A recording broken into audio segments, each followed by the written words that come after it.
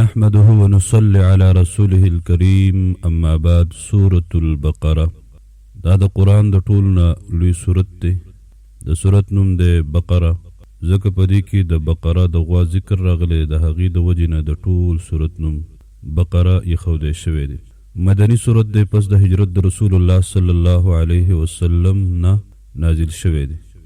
دې سورت کې 286 آیاتونه دي او 40 رکوګانې دي. په اعتبار د ترتیب سره دویم نمبر سورت او په اعتبار د نزول سره 87 نمبر سورت. اعوذ بالله من الشیطان الرجیم، بسم الله الرحمن الرحیم. الف لام میم. الله خپوهیږي په معنا او مراد د دې حروفو. انتهایی مختصر او ضروری تفسیر دی ته حروف مقطعات ویل کیږي. دا د یو کم دیر سورتونو په شروع کې راځي. د دې په معنا او په مراد باندې صرف الله پوهیږي. په قرآن کې 2 قسم آیاتونه دي. یو ته محکمات ویل کیږي، دا هغه دي چې معنی هم بالکل واضح وي او مراد هم بالکل واضح وي. دویم قسم متشابهات، دا هم د قرآن حصه ده، د الله د طرف نه دي. دا بیا په 2 قسم باندې دي. یو قسم هغه دي چې نه معنا معلومه ده او نه مراد، لکه دا حروف. دویم قسم هغه دي چې معنا به معلومه وي خو مراد به معلوم نه وي، لکه صفات د باری تعالی. ذالک الکتاب، دغه کامل کتاب دی. د کتاب نه مراد قرآن دی. لا ریب فیه، نشته دی هیڅ شک په دې کې. د الله تعالی د طرفنا هدن هدایت دی للمتقین، د پاره د پرهیزګارانو. قرآن د ټولو انسانانو د پاره دی، پیریانو د پاره دی. فایده به هغه څوک اخلي چې چا کې تقوا وي. او دا کوم خلق دي؟ د هغوی 5 صفات بیانېږي. الذین، دوی هغه کسان دي، یؤمنون چې ایمان راوړي، بالغیب، په هغه امورو باندې چې پټ دي د دوی نه، لکه جنت، جهنم وغیره.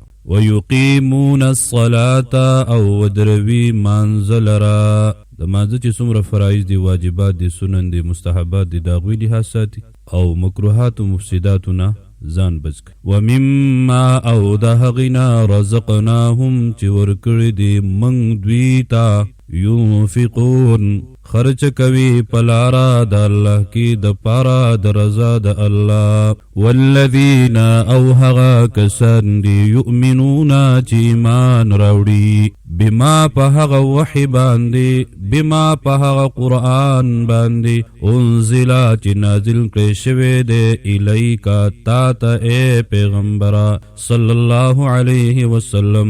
تقریبا 3 کلونو کې او د دې د راوړو د پاره حضرت جبرئیل علیه السلام کتابونه لیکي 26,000 مرتبه زمکې ته راغلی. وما، او په هغه کتابونو باندې، انزل، چې نازل کړی شوي دي، من قبلک، مخکستانه ای پیغمبره صلی الله علیه وسلم، لکه تورات، انجیل، زبور او صحائف.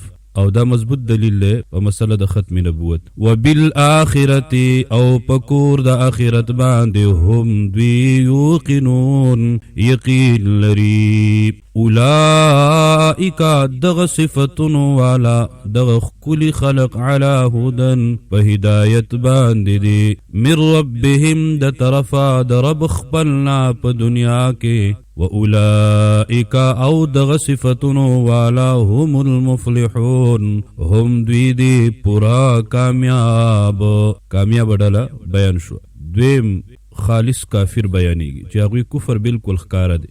ان الذین، یقینا هغه کسان، کفرو چې عنادي کافران دي، سواء، برابر دا، علیهم په دوی باندې، انذرتهم، کته یروي دوی لرا د عذاب د الله نه، ام لم تنذرهم، یا نه یروي دوی لرا د عذاب د الله نه، لا یؤمنون، دوی ایمان نه راوړي. د دین خاص کافر مراد. البته داعی ته اجر او ثواب ملاویږي. کلم چې څوک چاته دعوت ورکي، که د هغه دعوت قبول کړي شي او که رد کړي شي، په 2 صورتونو کې داعی ته اجر او ثواب ملاویږي. ختم الله، مهر لګولې دی الله، علی قلوبهم پزړونو د دوی باندې او مهر لګولې دی الله علی سمعهم په غوږونو د دوی باندې په سبب د ګناهونو د دوی وعلى ابصارهم او پسترګو د دوی باندې غشاوه پردیدی ناشنا چې حق نویني ولهم او د دوی د پاره عذاب عظیم عذاب لوی دی